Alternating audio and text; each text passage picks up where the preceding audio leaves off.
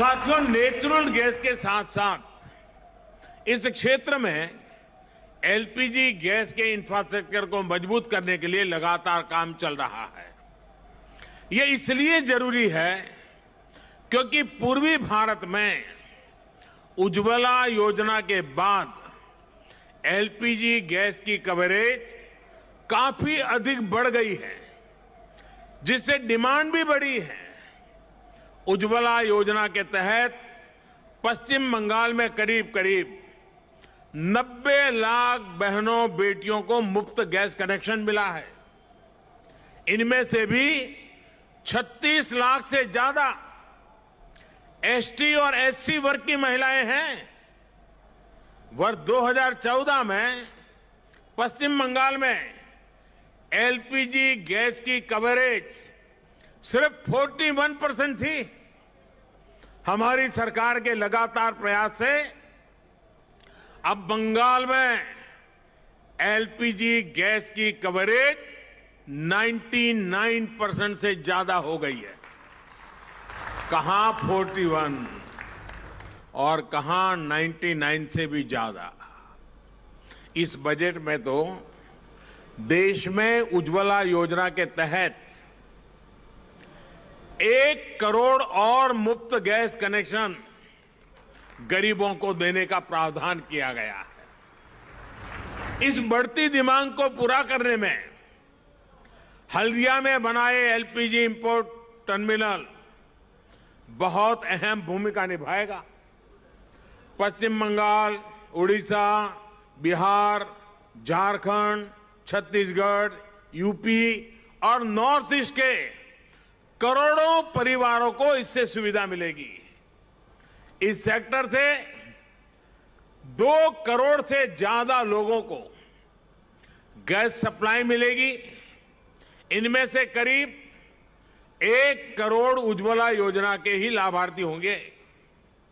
साथ ही इससे सैकड़ों रोजगार यहां के नौजवानों को मिलेंगे। साथियों, क्लीन फ्यूल को लेकर अपनी प्रतिबद्धता को पूरा करने के लिए आज यहां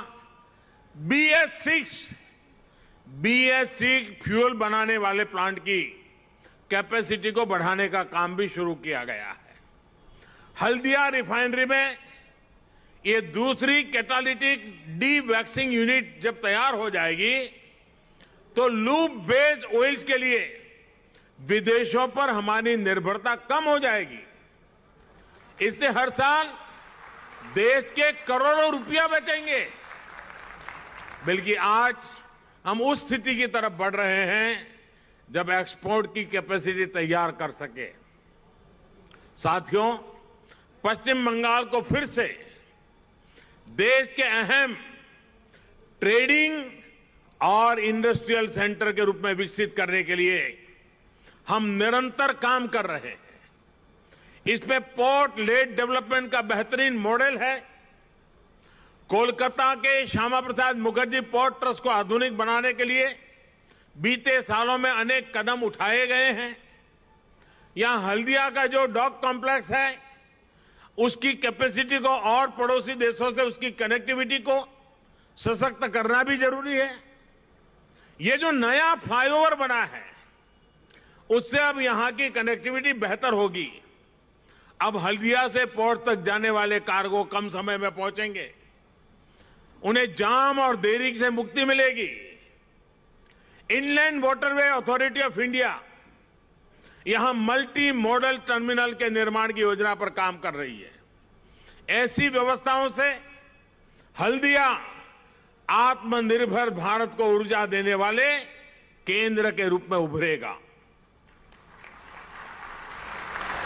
इन सभी कामों के लिए हमारे साथी मित्र धर्मेंद्र प्रधान जी और उनकी पूरी टीम को मैं हृदय से बहुत बहुत बधाई देता हूं। और मुझे विश्वास है कि तेज गति से कम समय में सामान्य से सामान्य मानवीय के दुख को दूर करने के इस काम को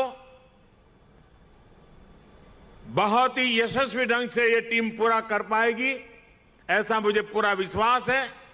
अंत में फिर एक बार पश्चिम बंगाल और पूर्वी भारत के सभी राज्यों को इन सुविधाओं के लिए मेरी तरफ से बहुत बहुत बधाई, अनेक अनेक शुभकामनाएं।